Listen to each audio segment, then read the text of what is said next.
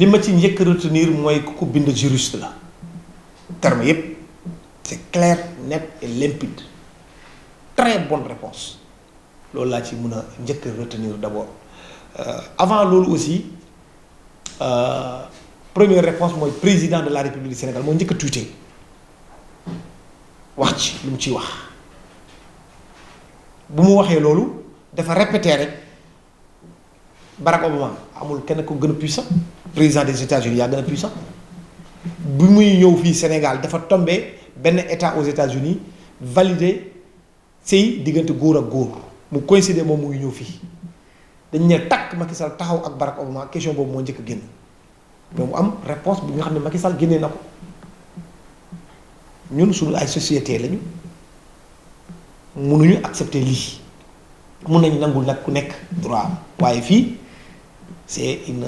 infraction boo ko defee yoon day daanu sa kaw ku tëj nag ci biir néegam di def foofu lu ko neex kooku yaa xam mais ñun mënuñu ko accepter ci suñu société bi ñu nekk soo gisee sax nit ñi xaw a nga ñi les défenseurs de ay affaire de góor jigéen la ngeen bëgg il a fallu qu'il y ait une pression pour ñu sentir leen ñu génn taw ñoo waroon njëkk wax dëgg tamit bu jotee il faut ñu wax ko le président de la République wax na ko parce que fii à part El Hadj Hamidou Kassé moom la njëkk def mu def tweet après waa Y'en a marre wax tweet saisir si yenn kii le chef de l'État a fait un tweet après nag les anciens ministres ak ku nekk commencé di wax nit ki boo gëmee dara da nga koy wax mu leer nañu te su fekkente ne yaa ngi xam ne yow si dëgg nga nekk yàlla dina la si fekk. C'est ça la réponse qu'il fallait c'est ça qu'ils ont fait d'abord avant réponse boobu Matar Ba a déjà parlé avant le chef de l'État il a très bien répondu Augustin Senghor a demandé à Idrissa Gana Gueye de rester sur ses principes il a bien répondu c'est ñoom fédération dañ defuñu lenn lu dul tontu le conseil national d'éthique de la fédération française et en se posant des questions pire même on lui a demandé dafa mel ni sax yow da nga koy obligé dafa li tey ba pare ci par des suppositions mooy li ma la doon wax léegi xam nga le conditionnel n'obstrue pas le journaliste amul droit di naan il parlait il semblerait qu'il aurait refusé t'as pas droit à dire ça le conditionnel n'absout pas le journaliste boo ko defee mën nañ la tëj ça n'absout pas le journaliste non dama ko bindee au conditionnel ak donc wóoruma woon bu la wóorul bul wax ñoom tamit bu leen wóorul li ñu waroon njëkk def mooy on a besoin d'entendre Idrissa Gana Gueye mais oui su fekkente ne gars yi li ñu wax nii la su fekkente ne waxuñu donc yow dans tous les cas fii léegi da ngay sol sama yow bi nga def benn kii pourquoi muy def loolu lu yoon teguñu ko fenn.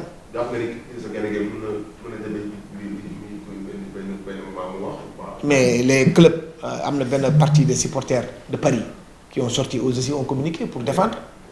Idrissa Gana Gueye parce que dans cette affaire là encore rien comme li ma la waxee amul lenn luy prouver Idrissa Gana Gueye moom de il est homophobe amul il y a rien qui prouve que il a refusé il a dit pour des raisons personnelles mun na nekk lu nekk xaaral bu mu dem mu expliquer leneen liñ ci mënta wax nag mooy tamit nag ñun suñu joueurs yi les Africains particulièrement loolu c'est un appel moi que je lance que je leur dis carrément am na fooy toll nga nekk joueur professionnel da ngay xam ni ngay waxee fi ngay waxee ki ngay waxal ak ku la koy waxloo pour nga wax Lionel Messi bu waxee ren balaa wax déwén gis nga li ñuy nekk di coow li yëpp ci Mbappé c'est un grand communicant c'est pas dafa am machine bu nekk ci ginnaawam dañ lay conseiller communication métier la dañ la koy jàngal yow Salif li nga jàng ba tari Idrissa Gana Gueye mënul fexe ba tari ko c'est pas possible lu mu mun mooy jouer football boo nekkoon tey jii nii bu jël la yow mu ne la Salif yow sa xam-xam dafa màcc ci wàllum communication kaay ma jël la nga nekk sama wet weer bu nekk dinaa la fay 3 millions wala 4 millions bu ñu xeeb loolu nga koy liggéeyal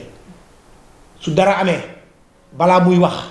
balaa muy jëf yaa koy wax ni fii ngay waxee ban télévision ngay waxee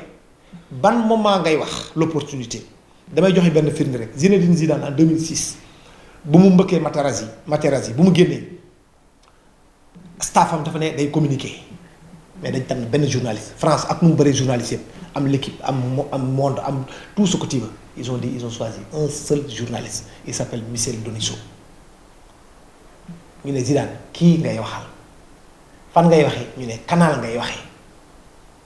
Michel Denisot était en vacances jet privé la ñu envoyé Michel Denisot ñu dem jëli ko fu mu nekkoon ci vacances indi ko ñu teg Canva question yii nga koy laaj lii nga koy laaj lii nga koy laaj Zidane lii ngay tontu lii ngay tontu lii ngay tontu seen objectif c'était quoi Zidane na baalu xale yi les enfants et les éducateurs parce que Zidane c'est une star planétaire xale bu nekk da koy gisee boppam Zidane donc bu ñu xale bu gisee Zidane dem bëgg nit day yaakaar ne moom tey mën na ñëw fekk moromam taxaw mu bëgg ko est-ce que tu comprends un peu la communication extrêmement importante malheureusement ñun fii dañuy yaakaar ne waroo jël 5 millions nga jox ko Idrissa Gana Gueye pour mu lay xelal ci communication xamuñ loolu lu ñu mun moo tax booy wax rek da ngay waxal toj da ngay créer sa compte WhatsApp nga créer sa compte Twitter fekk Idrissa Gana Gueye moo nekk ci ginnaaw moo lay wax fi nga koy waxee fi nga koy waxee Cristiano Ronaldo ne dit pas n'importe quoi Messi ne dit pas n'importe quoi amul kenn si ñoom kuy wax n'importe quoi même ton transfert c'est savamment orchestré fekk yow demoon fenn yaa ngi toog Liverpool di frankulaay chaque jour Idrissa comment on appelle encore Salif Gueye woo record wala woo stade wala woo l'équipe mais bon ñun de on était à Marseille là dañ doon discuter mais Paris woo nañu fekk dara du ci dégg ngay def indi ay tiraillement loolu gis nañ ko fii Diego Maradona wala annoncé à Marseille fekk musul ñëw Marseille musul waxtaan sax ak waa ji ça c'est de la communication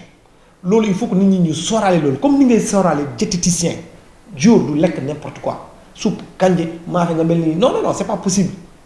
mbaxal doma daa lu ñëw nga kii non c'est pas pour rien que ñu jël diététicien ñoo nekk seen kër nga jël ostéopathe mu nekk sa kër kooku da nga leen di fay noonu ngay amee aussi une cellule de communication wala nga am un chargé de communication su toj amee nga xam ne kat moom moo def tort tu peux même te réfugier derrière la personne là en réalité c'est pas moi mon truc est géré par tel il a fait une erreur donc on va rectifier ça point nit day am paravent même président de la République pourquoi muy choisir premier ministre fusible la bu naree toj am nga dindi fusible bi nga indi keneen gars yi noppi mais c'est ça c'est important